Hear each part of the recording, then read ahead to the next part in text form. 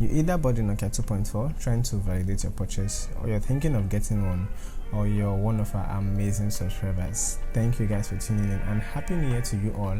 And if you're not one of us, kindly subscribe, that will be appreciated. So about the Nokia 2.4, let's kick it. First things first, take a moment and appreciate this design. This is what Nokia describes as the 3D nano textured cover. This is in charcoal black, and to be honest, this is not my favorite color. I prefer the purple looking one, which is not called purple for some reason, but I feel this is good for mid-range, the design overall. And if I'm not stretching this too far, I would rock this without a pouch and still have it looking good after a while.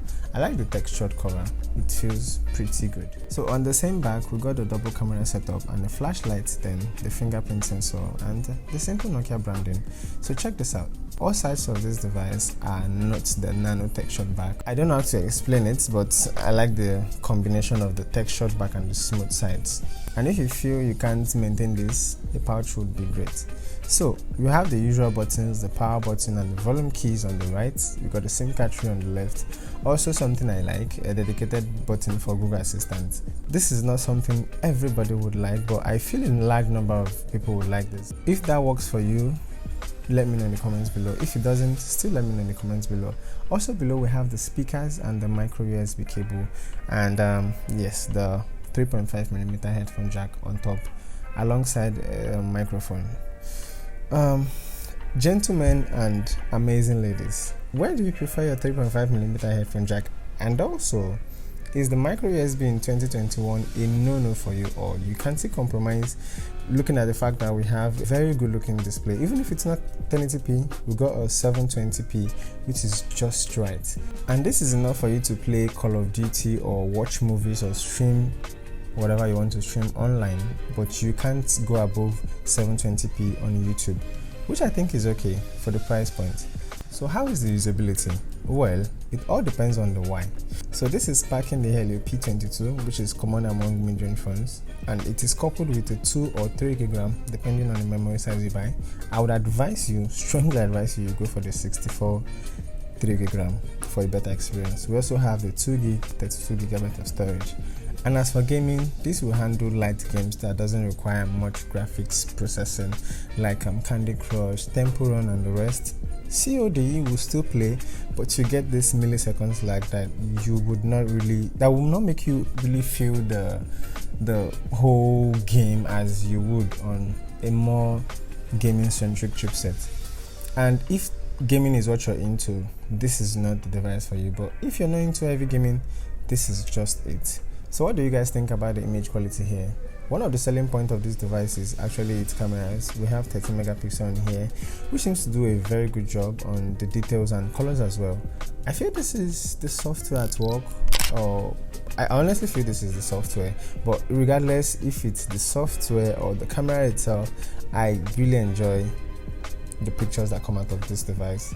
And whichever one it is, all we care about, you and I care about, is the end product, day-to-day usage. How is this going to fare? And for me, this is very okay for the price point. Then we got the selfie, which doesn't really do well with colors. To get a good image, I had to turn the phone around, know my angles to avoid blown out selfies.